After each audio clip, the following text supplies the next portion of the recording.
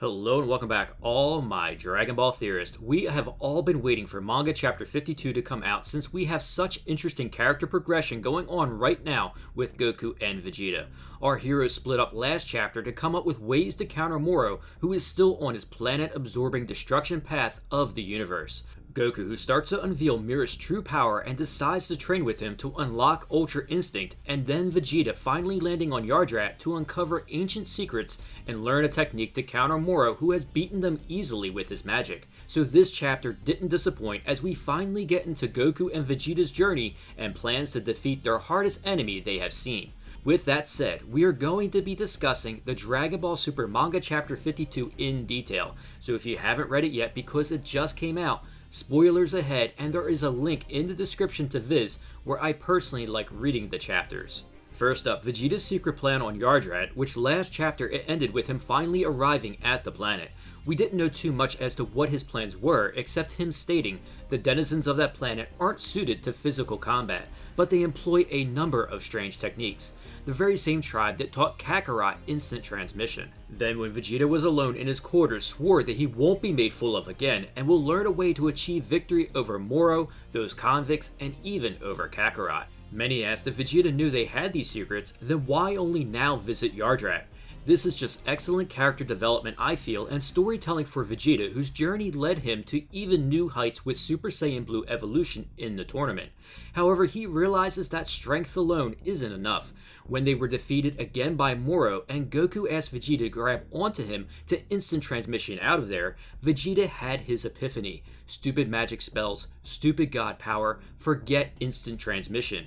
We Saiyans pride ourselves on physical might and nothing more. A warrior race has no need for fancy parlor tricks. And yet, I have been reduced to this. So this was a hard defeat for Vegeta, and despite how incredibly strong he has become, he realizes the path he is on isn't enough. He has reached his limits and now must seek out something that pride has always prevented him from doing, which was now to visit Yardrat and learn techniques that don't rely on power or physical strength. I wanted to set all that up because I feel it is extremely important to the story, which leads us to where we are at and why Vegeta is on Yardrat now.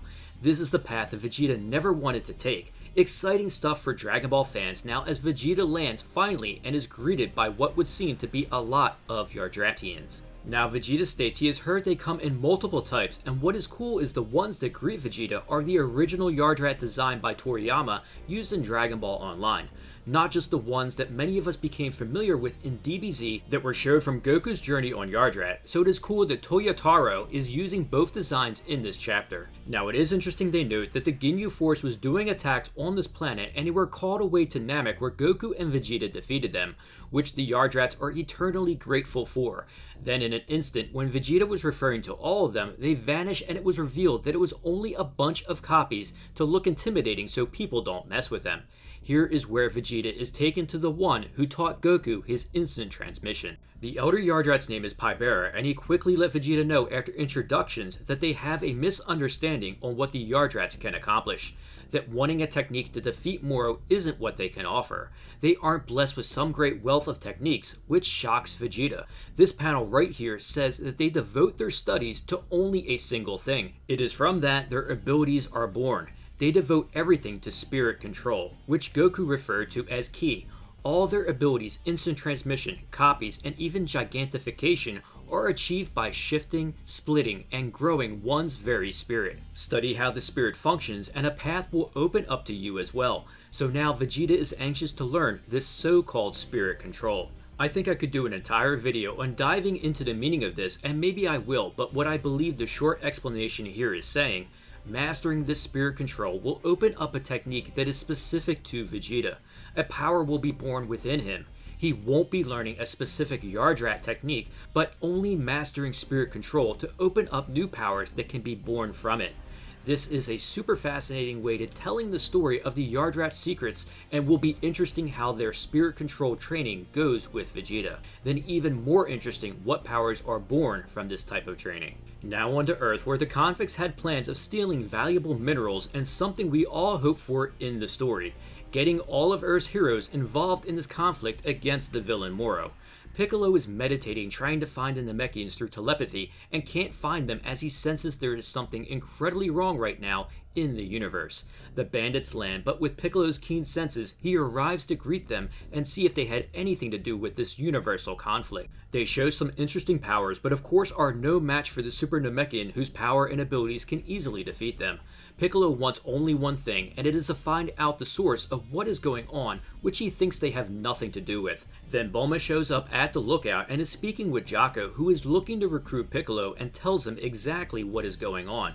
So he hopes to recruit not just Piccolo, but Gohan, Krillin, Tien, and Earth's heroes in order to fight Moro in this universal conflict while Goku and Vegeta train. The convicts almost escape as Piccolo didn't see them as a threat, but Dende arrives to let him know they are scouts for the evil villain Moro. It's too late though, a distress message was sent, and now Moro knows if there are powerful forces there, then he might want to visit and absorb the planet. So a more powerful scouter group is being dispatched. What would be great is to see Moro's elites, who he gave power to, head to Earth and battle against our heroes to get them involved into the story. This is where we can actually get everyone involved in this one, and I hope they recruit Android 17 again as well. This arc is shaping up to be a monster of a story. Finally, the chapter ends with revealing some more about Merus as they headed to a secret location where Goku could train. I love how this panel is worded. As the forces of darkness encroach upon Earth, Goku and Merus begin training.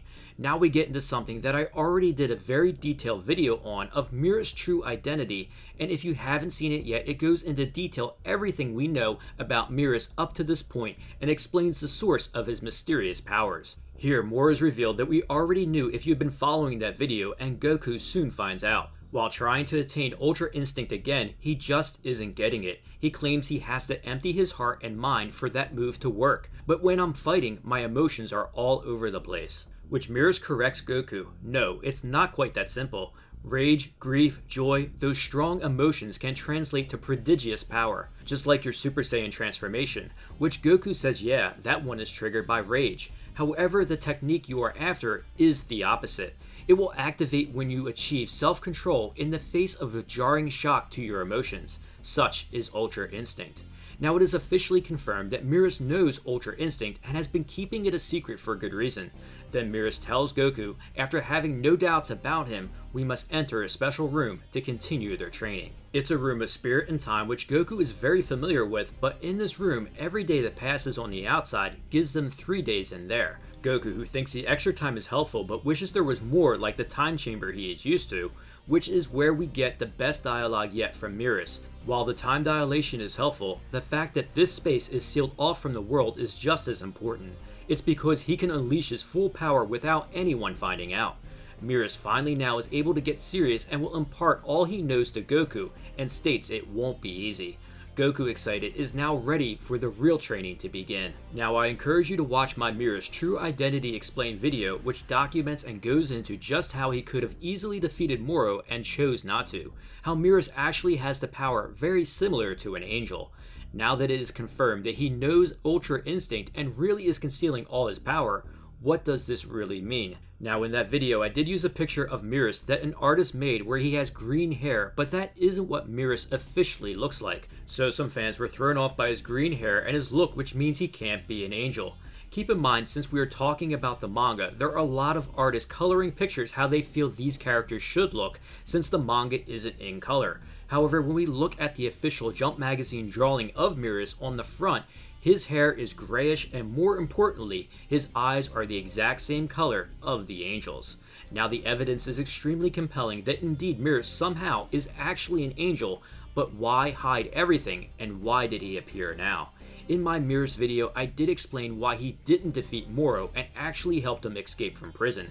There is a direct link between Moro and Merus, which is why Merus is now on the Galactic Patrol and why Moro was able to escape. Is it possible Merus is a fallen angel? Is it possible that long ago, since Moro is ancient and millions of years old, that he also was once a god of destruction? Could these two be setting in motion something very important that reveals the origins of angels and the plan to change the god hierarchy? I think next chapter we will find out, as Goku's training is about to get extremely intense. If you have been following my videos, we always knew there was more to Merus and Moro's story, and finally we are starting to get into just what that actually is. I hope everyone is having an amazing weekend, and please check out some of my other videos in the Deep Information Stories playlist I have. I have covered a few stories about the relationship between Beerus and Moro, Merus' true identity, and how other characters like Frieza will be involved in this arc. As of now, the hype is real, and I think this story has really developed into something that could just be an amazing arc for all us fans. Hope you have enjoyed this manga chapter 52 as much as me and how I went over this chapter with you. As always, I love to hear your thoughts and theories in the comments below. If you enjoyed this video, don't forget to share it and smash that like button. Also, please subscribe to support the channel and turn on that notification bell to keep those theories coming.